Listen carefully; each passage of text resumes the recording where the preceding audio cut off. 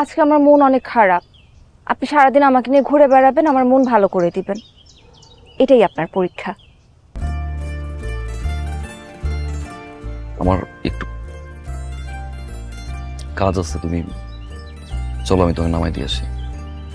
আমি তো অন্য কোথাও যাব না, আমাকে ঘুরতে নিয়ে যেতে হবে। বলেন নিবেন? আমার একটু কাজ আছে তো আমি আজকে পারবো না। ঠিক আছে, যান।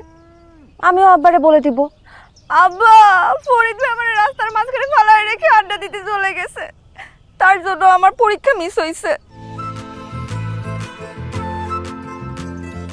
যান, দাঁড়া আছেন কেন? যান, যান না, যান। আমার আজকে ঘুরতে নিয়ে যান না।